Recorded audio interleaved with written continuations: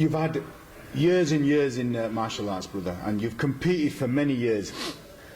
Is there any words of advice that you could pass down to other athletes who are lower down on the conveyor belt, but you know they want to compete through your knowledge and experience that you've got? What can you cascade to them and share with them? So I actually put a post on about this last night. Okay. And it's kind of my #1 tip, because if you really want to, and we're saturated now with Instagram, social media, you know, people, you know, you got these people with flash cars, nice Rolex watches, and it's kind of, that's in your face now. Everybody that's the dream that everyone wants.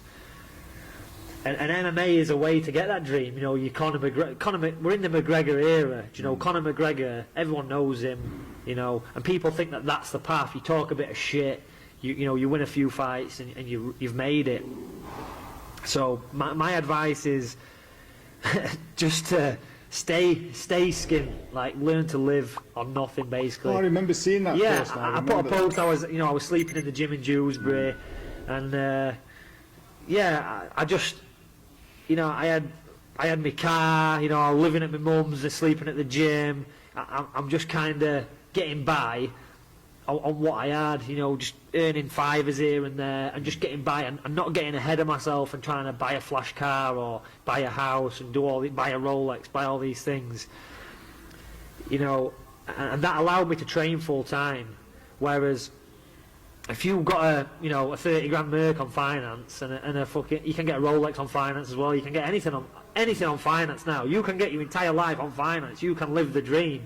You can live like an influencer. You know, people on your Instagram will be looking like, wow, this guy's made it, but it's just all credit, you know, and at some point you've got to pay for that.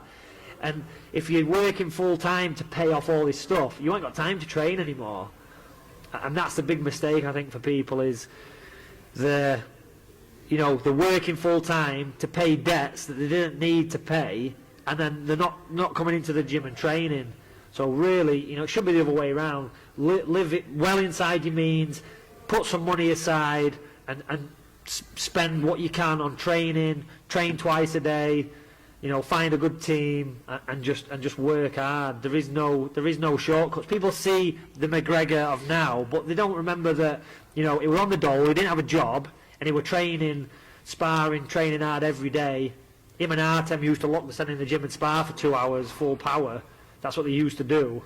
Now he's different, you know. People just see the end product, but they don't see all the stuff he's been through. So I think that's really important. Is, yeah, just not looking at that lifestyle and thinking, I want that lifestyle now. It's kind of like that's going to come if I do all this really hard work now.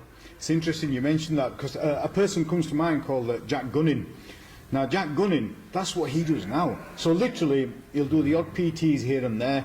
Sometimes he'll sleep on the sofa at his nan's, or somewhere really cheap. For transport, he's got a drop handle bike, and he just goes everywhere. And then he saves up enough money to then go to Thailand. Yeah, and he'll do 3 months training. He used to come and train with me, and he just biked to the gym, from Bradford to Birstall. Because he's got that focus that he's just going to save a little bit of money, and then he's going to go to Thailand, he's go wherever, and that's the way to do it, and live that life. Yeah, right? That's the way to do it. Is like just live skint basically, and save, and get out to Thailand and stuff. The good thing about Thailand for training, and I advise all fighters to go there, is that your money will go 3 times further than it will here, or America, or wherever. Like, get to Thailand and stretch that money out. Sure. Because fighters are skin. We're skin. You know, I'll be honest with you. You know, I fought in the UFC, Bellator. I didn't make that much money. I didn't make enough money to live.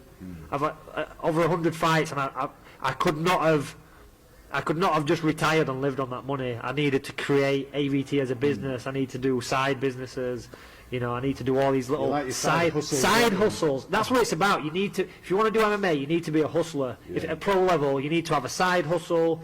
You need to, you know, learn. You need to always be learning. A lot of my guys now, you know, they're buying and selling on eBay. They're doing trading. They're doing this, that, crypto. You're doing all these different things, and that's what, you know. That's what keeps. That's got to be ticking over, yeah. You know it. Like, you even hustled on bargain hunt. Yeah, I was bargain hunt. Yeah. I even won. I know, it's mad that you there with your pops, God rest his soul. Yeah, that's it. Oh man. Listen, Danny, thank you so much. I have absolutely enjoyed doing this podcast with you, brother, and hopefully I look forward to doing another one in 3 months' time to kind of catch up from where we are now to where we're going to be then. Definitely, so if that's definitely. cool with you. Danny, it's been No emotional, worries, brother. yeah. Also, it's absolutely freezing in here. It is cold, isn't it? I've cooled down from this session. Right, cheers, brother. That's it. Right, We're done. no Thank worries, you, my yeah. friend.